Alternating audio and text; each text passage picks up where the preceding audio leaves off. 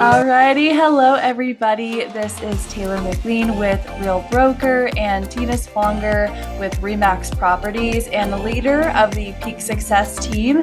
And this is the Team TNT Radio Podcast. Let's get into today's episode. Wow, have we got a surprise for you guys today?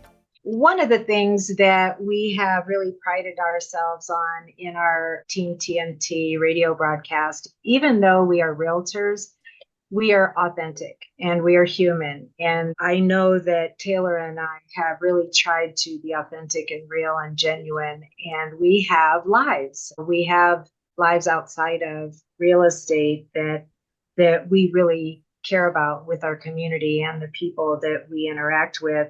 And in my interactions, I have come across some incredible people. One of them I met a couple of weeks ago is the founder of K Project Freedom. Her name is Kalena Rodriguez, and oh my gosh, does she have a story. We are working on really bringing awareness and trying to assist the population out of prison, and I'm going to let Kalena tell you all about it. This is going to be an incredible episode, so hang on. Kalena? All right. Hi, everyone. Nice to meet y'all indirectly. Thank y'all for that introduction. I appreciate it. And I want to thank y'all for having me on here so that I can say hello to everybody, talk about what I do, and hopefully it will touch the right people at the right times and it will have the impact that it is supposed to have. So I guess I'll just start off with, I'm Kalena Rodriguez, and I have developed a nonprofit, K Project Freedom, in 2018. I developed it when I got out of prison after serving 5 years. I realized that I was somewhat put together and I was struggling. I was interacting with some other somewhat put together individuals who have done time, but they had other struggles as well. And I figured out what the struggle was. It was no matter the support that you have out here from your family, no matter what you had support as far as different things, your hair, you had some products when you got out, there was a struggle that other individuals didn't understand why I had a fear for cars. What is the issue with cars? Well, I forgot they moved. And I forgot when I cross the street, I should probably look both ways before I cross because cars move. I didn't have to deal with that for years. So I tried to explain that to somebody and they would just laugh. And it's laughable because you don't understand that that's real, right? So it's almost like a joke, but it's not. So I started connecting individuals who were getting released and developing groups with ex-offenders and just having support groups. And then I was interacting with an individual who did 18 years, and he had no clue how to do life out here. He was on autopilot. Go to work, work out, go to work, work out, go to work, work out, go to work, work out. Nothing more, nothing less. So I said, there's something that needs to be fixed here. And so I started just developing these groups and taking them back into prison and working with Colorado Department of Corrections. And they're like, all right, Kalena, we know that you have developed a lot in here while you were in, and we're looking forward to what it looks like coming back. So it does. We go back in and we have a 3-phase program that we work with individuals in there. It's called Lift the Yard. We do a fitness aspect. Then we go to lift the mind, which is, what do you want to do with your life? What does it look like for you? We're very people-centered. So what that looks like is, what's your job? What do you want your job to be? What are you good at? I could tell you that you could go be a flagger, or here's your flagger certification. If you told me that in prison, I'd be like, anyways, I don't even know what a flagger is. I don't care what a flagger is. I'm construction. No, not my thing, right? But those were some of the things that were offered, and they weren't catered to everybody. It was just very flagger, construction, welding. Me personally, I'm not doing any of those. So we are very tailored to the individual. Do you want to sell cars? Perfect. How do you get your sales license? Do you want to be a personal trainer? Perfect. What's your experience? Let's do a resume and let's get you your certifications. After we do that, we bring in employers and we make sure they're connected. And then when they get out, we walk with them there the entire way. But then we go to stage 3 or phase 3 rather, and it's lift us up. And so we figure out what the community is, your community. I love Jesus. My community I would want it to be like faith-based or, just like-minded people of my mind and my heart. So we figure out what people's minds, bodies, and their souls are wanting and needing, and we connect them to that community so that it can help lift And them. everybody has a different pathway. Speak Absolutely. about what your certifications are and what you had to go through in order to put yourself in a position to help so many people. Yeah, so this is my favorite title, if you will. So I was 2021, 2022 Miss Colorado.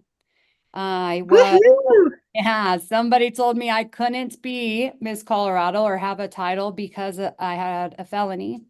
And I was like, wonderful. I was a paralegal Watch me. yeah, I'm like, I was a paralegal for a really long time. I read through that whole contract. It didn't say I couldn't. It said it was preferred not to have. So anyways, we're gonna discriminate, or are we gonna see what this looks like? So they saw what it looked like and I won. So I used my platform for justice reform and recovery, but then I started to dig a little deeper into recovery because I lost my cousin and to an overdose, and I lost my brother-in-law, who was essentially like my brother, to an overdose. And so everybody around me was just, I felt dying, and I wanted to touch more on it. I know that God has put me here to help people.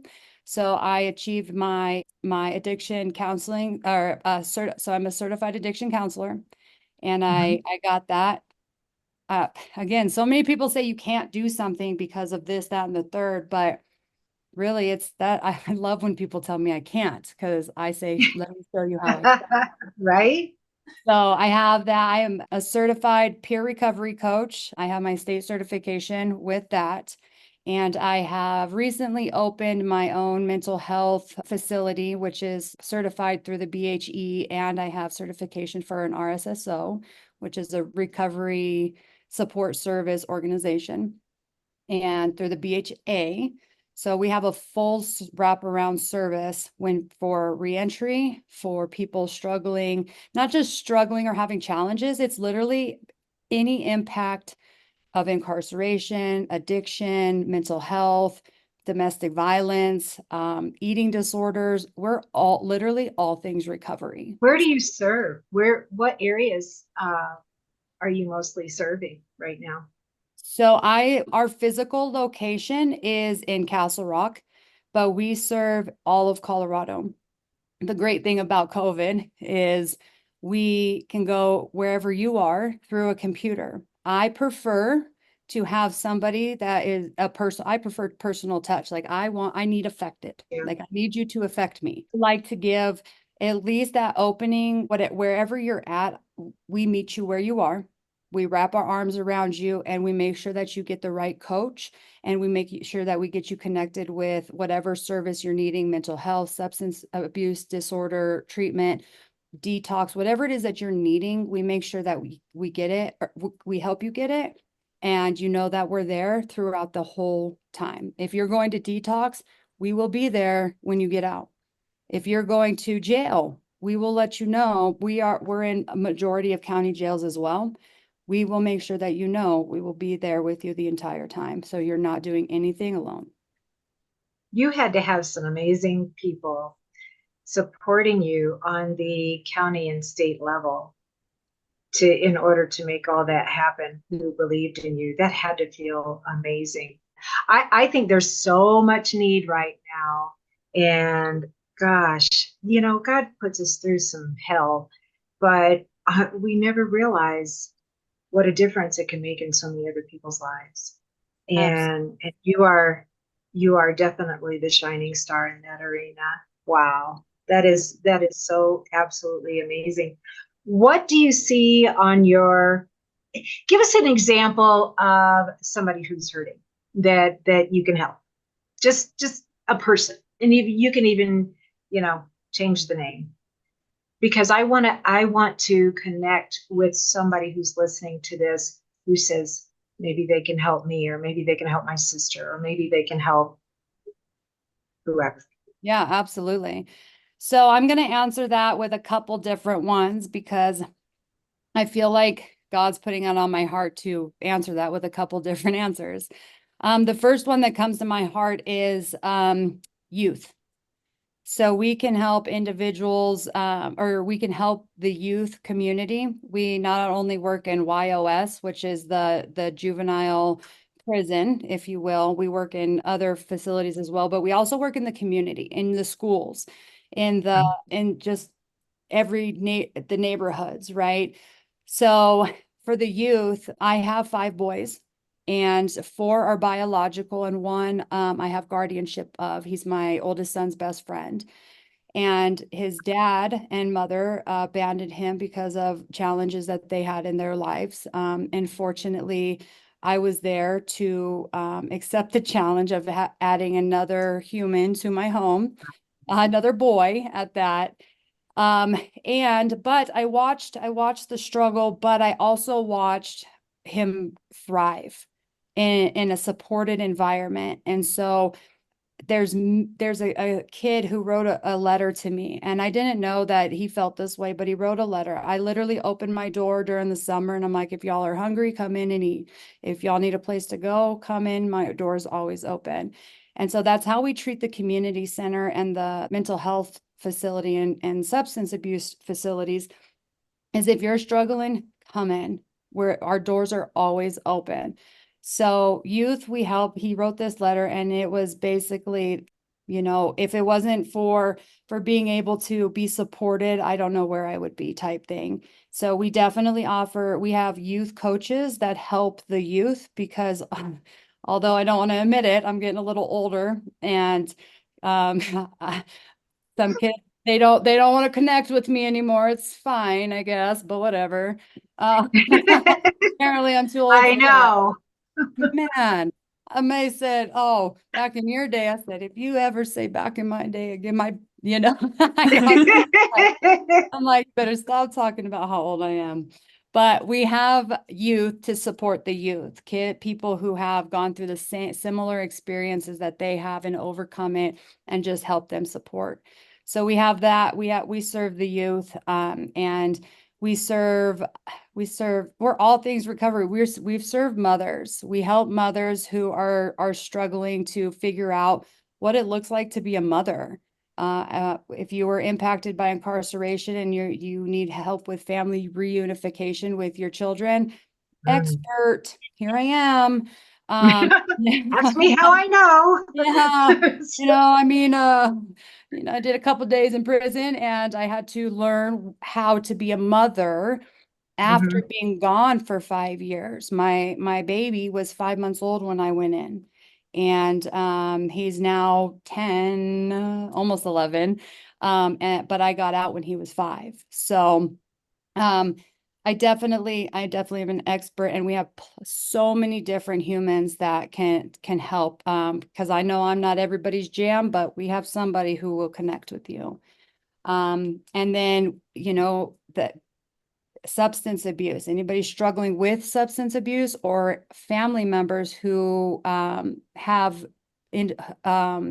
who have loved ones in active addiction, or have recovered, and they're trying to heal from all of the things that have happened throughout their loved ones living in active addiction. So Right.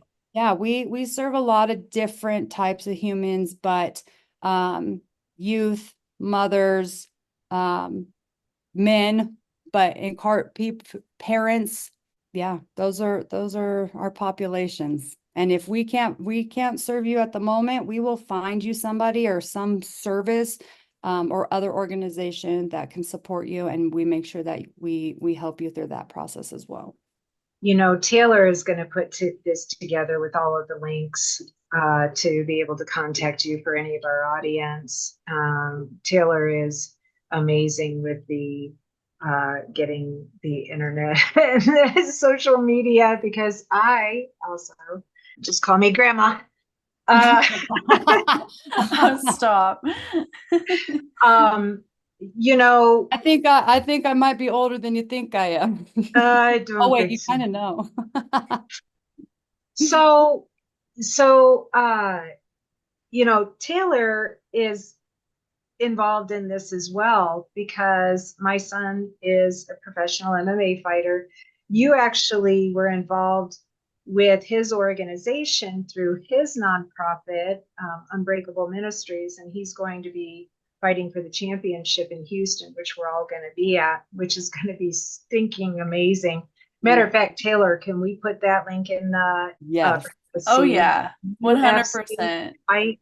Yeah. That you can watch it online, but we're all going to be there, so you'll see us in the audience screaming and yelling.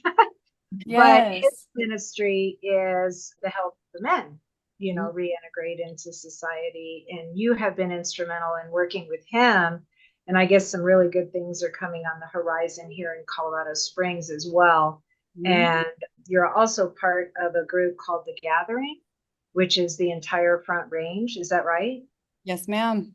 Okay, Yeah, so that so was Adam is actually, he is one of our favorite peer coaches through Unbreakable Ministries. And he serves so many different humans, and with such grace and selflessness that it's unbelievable. I first met him, I didn't even meet him at first. It was through Facebook. And I was very hesitant about men just because I was trying to stay extremely focused with my walk with God, with my ministry, and everything that I was trying to right. accomplish. And one of the biggest things for me was, has been for me, is relationships, or getting caught up with men. And fit men with tattoos, it's a thing, right? And I was like, not today, devil. No, not today. Because he messaged, and he said, he's like, what is it that you do? And I was like, oh, here we go. I love Jesus. I serve God. I was like, that is all. That is all. Thank you very much. Have a Yeah, he nice goes, day. well, how do I get involved? And I'm like, you don't. Yeah, Not, yeah. I can help you over here. The devil is a liar in my head. I'm just going over, right? But bottom line is that, He's going to be laughing when he listens to this. well, I've told him too. I said, like, he's like literally one of my best friends, and our relationship is through God, and we serve a great God, and our connection is so bright because of it. And I love everything about it. But I'm honest, I'm very transparent. So the whole time I was almost avoiding it. I was like, yep, you can go over here. He asked how he can serve in the prisons. And I was like, oh, I'll let you know. I know exactly how you serve in the prisons. Like, I literally helped start them. Well, I digress. Howie Close started that. But however, I helped grow with him. But I was like, I'll have to get back with you as soon as something moves forward. I'll help you, and I just really avoided it because of my own fears and insecurities of not wanting to fall back into something that could be bad for me. Isn't that beautiful how God puts us out on the skinny branches so that we can grow? Absolutely. Absolutely. And finally, I prayed. Instead of using my mind and just going around in circles every time this man reached out to me, I was like, all right, God, what do I need to do? Obviously, he wants to serve. Obviously, he hasn't been disrespectful. He hasn't been these things. So what is it that I need to do? Or what do you want me to do? And finally, I got my answer. You tell him how to serve. He is using my name. He is serving in my name. So I told him, I said, here, send me your ID. Said, here's the paper, sign this. And he's like, that's all. And I'm like, yeah, that's it. He's like, all right. And I was like, listen, and I told him the whole thing. I said, sorry, but I've been put in really rough situations, and I don't want to do it again. And I need to make sure for myself and for my ministry that the right people are coming in, because the people behind bars, people that are in these walls with us or fighting this battle with us, they're important to me. And I don't want anything or anyone to affect that, and myself included. And so we've been serving strong ever since, and it just keeps getting better and better and better. And things are just 2024 is the year of open doors, and that's what it's done for all of us. It's like the song "Break Every Chain," where they say an army's rising up, and that's 100% what we're doing. So big things are coming, and they're going to be so impactful that I cannot wait. That's amazing. Yeah, I relate to your story because there's been a lot of times I think a lot of us can kind of resonate with this when you are being tested or tempted to fall back into your old ways and your old self. And something that I have struggled with, and I've mentioned on past episodes, is alcohol. And I think that it's become so incredibly mainstream and so incredibly casualized, if that's even a word, but it's just so casual where you just go out and I'm not a beer person. I'm sober now, thank God. But your friends say, "Hey, come get a beer with me." First of all, beer's gross, but it's a casual thing where they're like, "Come get a beer, come out to get drinks, whatever."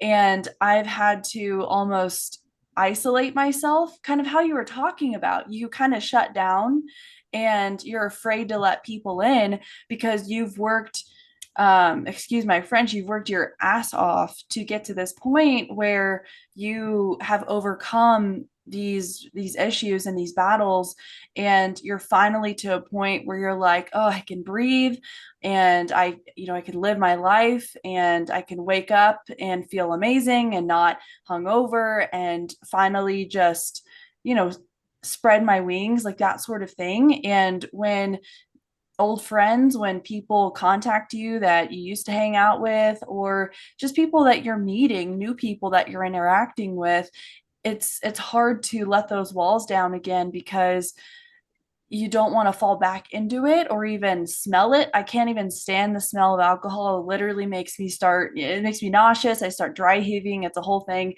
But yeah, it's hard to let those walls down, but it is important to talk to people who are struggling and who are currently going through what you went through.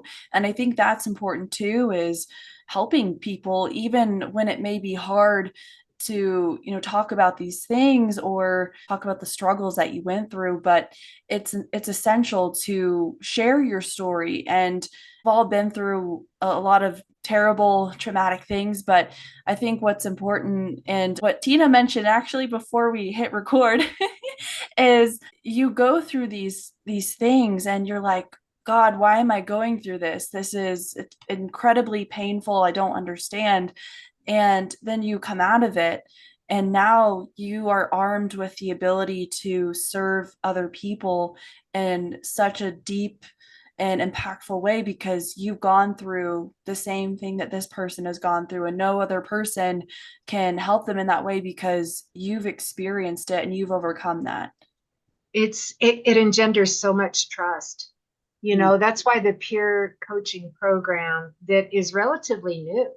Yeah. I mean, what is it? The peer coaching is what, 10 years old now, maybe? Not even. Not even. I think so. I got out of prison in 2018, and I went on a panel by the governor. The governor invited me to a panel, and it was the Really? first justice reform panel. And that's where the discussion started to talk about peer recovery. Wow. And talk about people with lived experience, because the panel, there was a question asked, and Senator Lee said, people keep saying, this is a loud train, sorry if it's loud, but people keep saying that the system is broken. But what if the system isn't broken? What if it's doing exactly what it's supposed to be doing? Putting people in prison for committing a crime, nothing more, nothing less. And everybody's like, "Oh, I don't know." Well, if you can't come up with a solution, don't say something's broken. And I told him, I said, I can answer that. I said, You're right. It's not broken. It is designed to do something, and it does that. However, if it only sees black and white and there's no gray area, for say example, a woman who has been constantly beaten and battered and reported it and continue to report it, and if somebody breaks into her home when it was the husband's home or whatever the case may be, and she kills him, if there's no in between for that, or there's a gray area for that, then what are we doing? We're just lock her away, lock him away, and there's nothing in between. That is not changing anything. So what has to happen is you have to work with individuals who have had lived experience. You have to work with individuals, or have those individuals work with the DAs so that they can understand it better, because if they haven't been through it, they don't understand it. So it is black and white. There isn't gray area. So if nothing changes, nothing changes. It's not that it's broken. It just needs to be adjusted, just like any other business or organization out there. Improved. And Yes. people trust you. Yes. Kalena, you are successful because you can relate. People who have all these degrees and sit behind an ivory tower, thinking that they know how people's thoughts work, brains work, whatever, just because they've been studying them and went to college. No disrespect, but if you don't understand the actual physical feeling of addiction and remorse and trauma and disassociation and all of those horrible things, and you have no ability to function in society, and every look or action where normal people would continue to function, but somebody who has suffered trauma or addiction or being battered, they have no clue. How do they function in society? You know how they do? They talk to Kalena, and Kalena helps guide them because they trust. I did not do time, but I was a very serious cocaine and alcohol addict. And, I went through a lot of past trauma.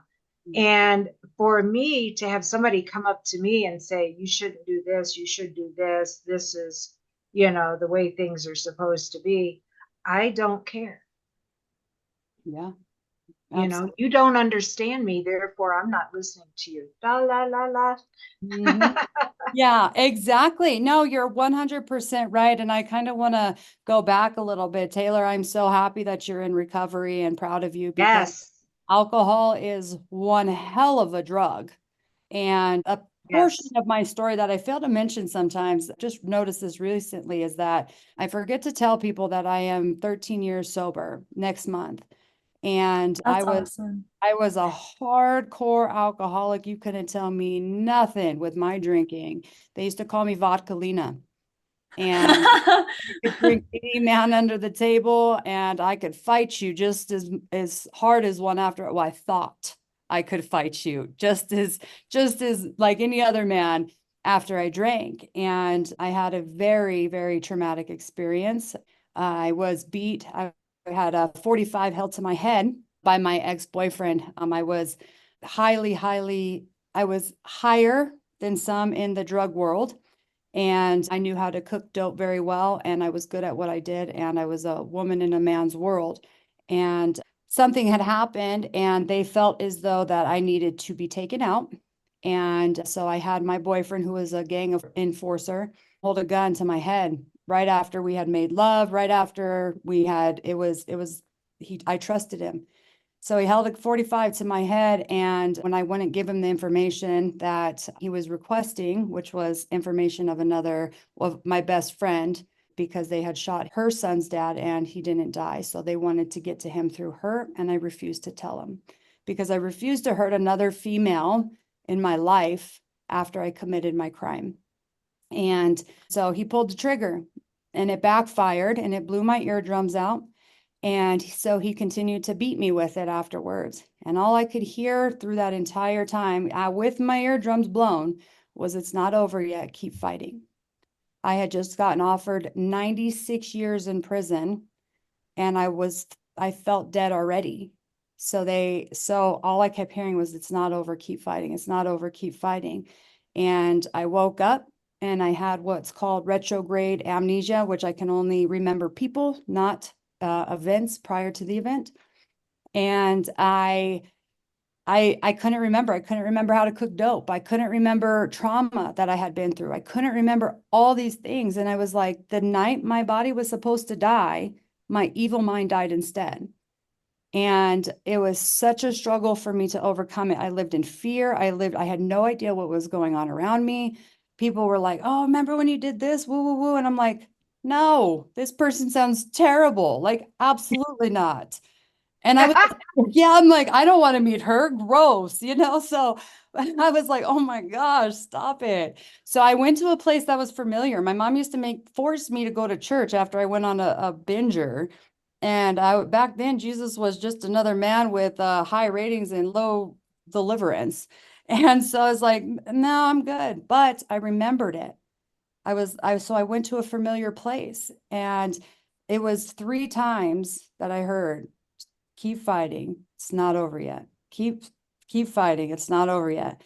And so, yeah, I decided, I drank a little bit after that, because that's just what I was like, well, here we go. I was like, what am I doing? I don't even know, whatever. Like, my mind was so confused, and I was like, I'm done. I was done. July 8th, 2011, I stopped drinking. And it's been the best thing I've ever done in my entire life. Over the years, I started getting memories back, but it was like a movie where they were just clips. And I was like, oh man. And I'd be like, Mom, I get all excited. Mom, I got a memory. And she's like, oh my God, I don't want to talk about that. And I was like, but did that happen? And she's like, mm-hmm. I'm like, oh, okay. So over time, I got all these memories back. And so I still had my life to share, but God completely took away the actual pain, and because it was so bad, and the experiences I had as a young girl were terrible, but he restored me, and he gave me back everything that the devil tried to take away from me, and he gave it back to me tenfold. And with those, to your point, with those experiences and with those addictions and being, addicted to power and money and so much more, we can sit here with individuals and say, I'm with you, right, wrong, or indifferent. When you're ready, you're ready, but we're ready whenever you are.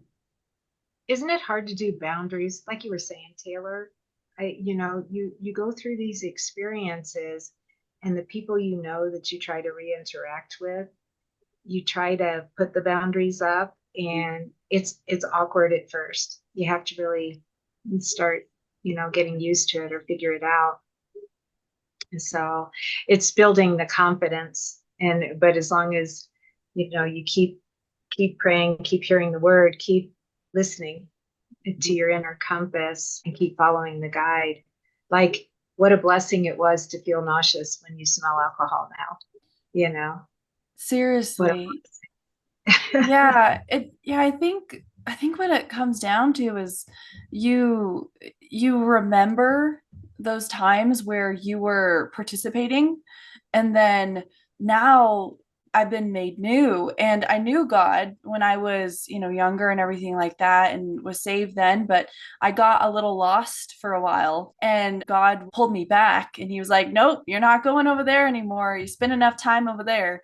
And it's really hard to remember those times where you were participating, but you're seeing it in a different light, and it's really hard to process because you were that person. And I'm like, wow, I was that person. Yeah. And now when I'm looking at other humans who are dealing with this crap, it's hard because you know where the path leads, and it's not a good path. And you know that because you've been down the path, and it's just really hard to cope with that from seeing it from this different perspective. Kalena, I gotta say, your story is amazing. I've never heard your story before. Me neither. And are you writing a book, by the way? Yes, ma'am. I have somebody's written a book about me. She was a teacher in Denver Women's Correctional Facility. And then I have a collaborative book with 7 other amazing women called Reigning Resilient Queens. And it's all of us telling our testimony and our story and wanting to provide support. And then I'm also writing my own book, and it's called Halfway Dead. Wow. Wow. That is amazing. I'm really excited to be able to support you in that.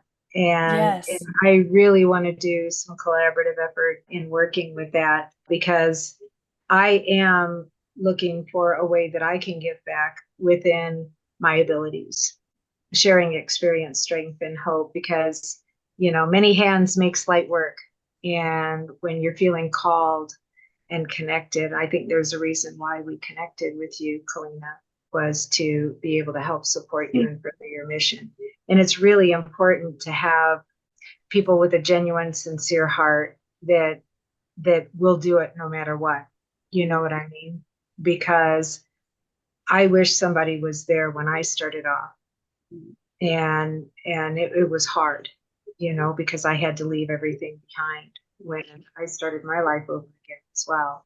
And we just kind of fumble along and hope that the path is made a little easier, or at least has a purpose. We know it does. We just don't know what it is at the time, and it's hard. It's just hard. What do you see coming next? That is a great question. What do I see coming next? I see so many different things that we actually have a development that is about to launch, or an expansion rather, that is about to launch. And it has all of the collaborative people that we've talked about, including Adam, including all the ministries that we have collaborated with over the years. And it is going to be phenomenal. We are going to be inside prisons, outside of prisons. We are going to be on the streets. And we are just literally creating a circle around Colorado so that we can provide the support that is needed, no matter where you go. It doesn't matter city, county, it does not matter. There will be somebody there. So that's what's next. And there's so many other things that are baking and cooking away that I can't speak on yet, but Sure. there are big things coming. I do want to touch on a little bit for you real fast that your story impacted me or touched me because you had said something that stood out to me, that was very, very meaningful to me. My youngest son, well, second to youngest now, but he shows the most impact of my incarceration and being gone, and he struggles the most with it, and emotionally and with mental health. And he tried to commit suicide when he was 8 years old, 2 years ago. And he tried to throw himself out a 3-story window. And I was trying to do everything I could possibly do up to that point.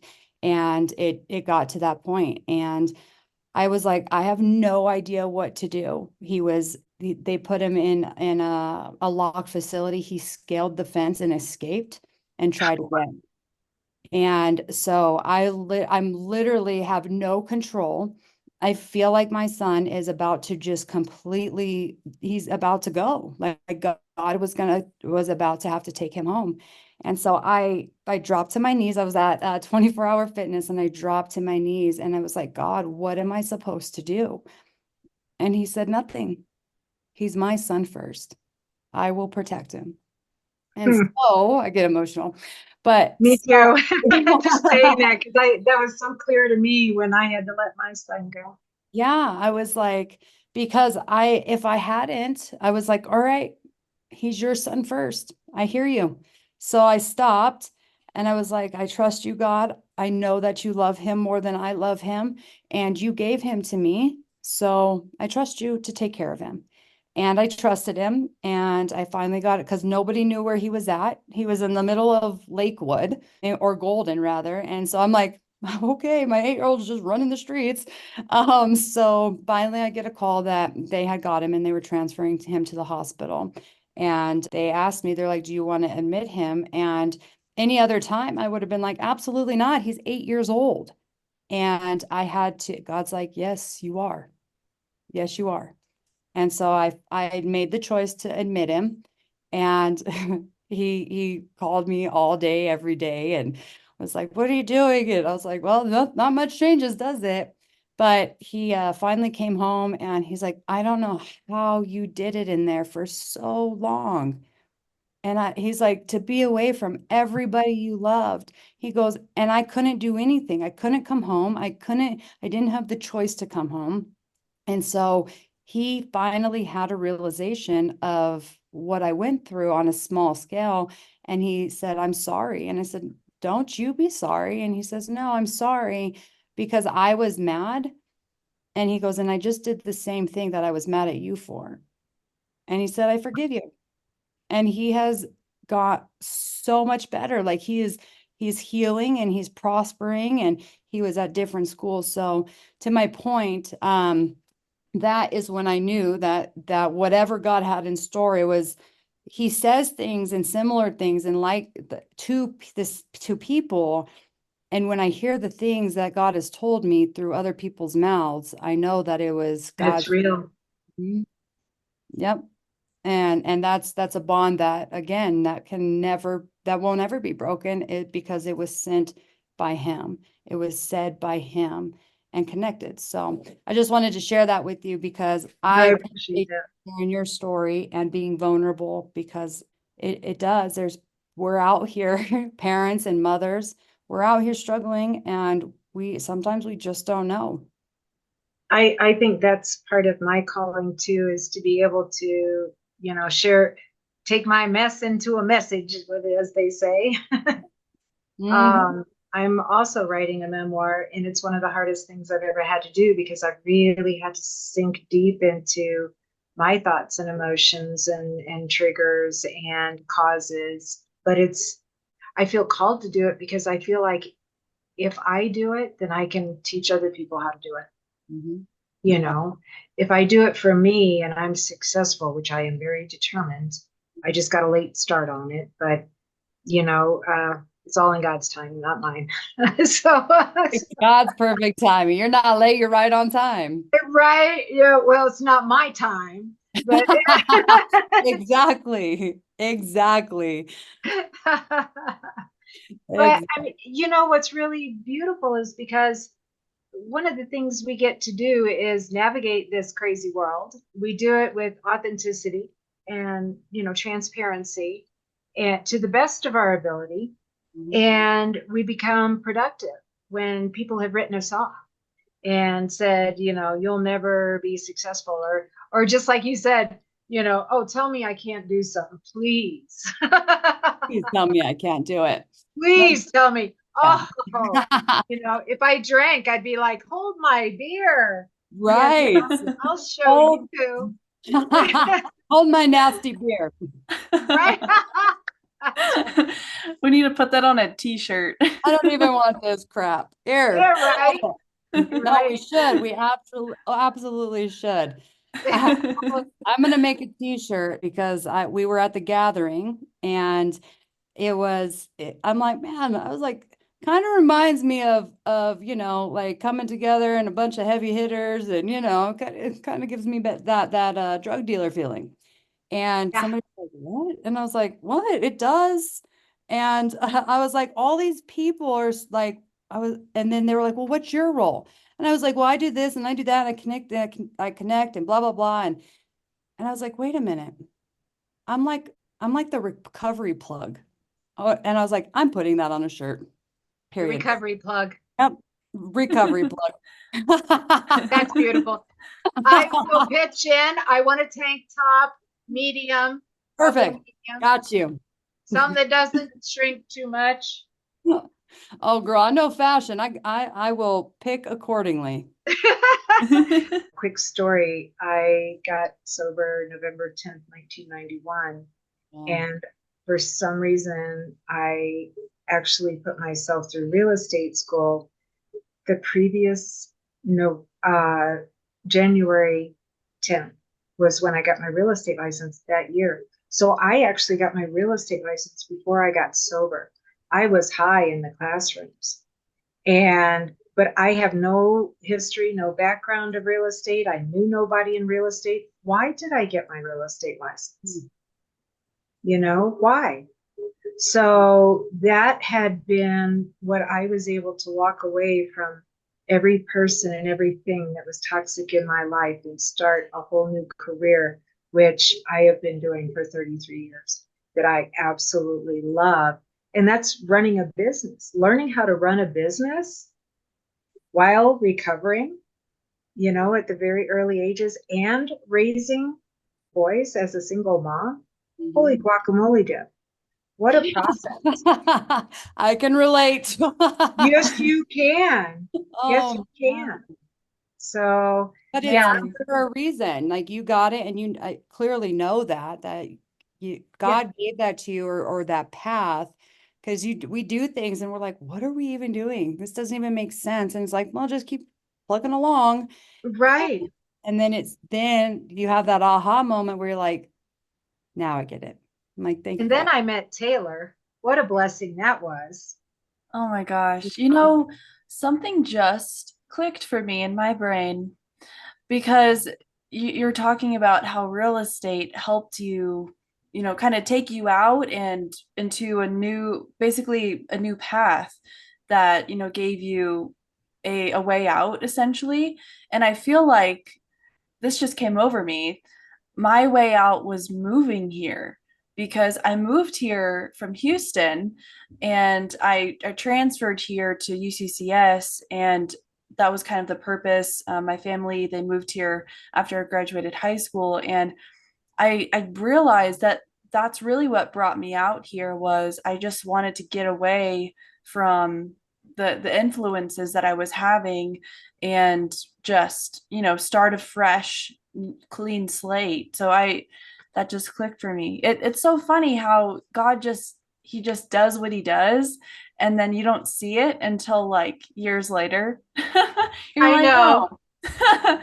You're like, you could have told me. Yeah, like thanks for the memo. And now it's kind of like I'm excited for my future. I'm really excited for, what's next. I'm excited to see how Taylor nurtures and grows, and how you are showing, the path and the way to the future, and helping guide people into their healing. What a beautiful life we have. And you know what, that gratitude thing, we keep coming back to it. I when I'm surrounded by people like you guys, I don't have time to be a pity party or be a victim or I don't have time for that. And it's a beautiful thing, because I want to heal. And the more people I heal, the more I heal myself. And that's a beautiful journey, and to be surrounded by people who are on that same kind of path is a gift and a blessing. So thank you so very much. Was there anything else you wanted to bring up, Kalena? No, I think that's it. I mean, I will tell you an acronym that I think is stuck with me, or has been something I just, it's my motto, right? It's hope. It's helping others helping others progress effectively. And that's that. When you just said that, that's what it makes me think of, is hope, helping others progress effectively. I feel as though that's what God put me here for, and we're here to help others. Oh, I think that's the title of our episode. I love that. I love that. I'm so. Boom, there it is. Mike. Boom. Definitely. And stay tuned to everybody listening, because we got some really good stuff cooking, and we'll let you all know what's happening in the future and how maybe you can help. And if you have any questions, please, like, share, and ask us questions, and we'll be glad to help respond to whatever the need is. So 100%. Thank you so much, Kalena. We just really appreciate you. Thank you so much. This was just incredible. Thank you all very much for having me. I appreciate it. Awesome. Thank you.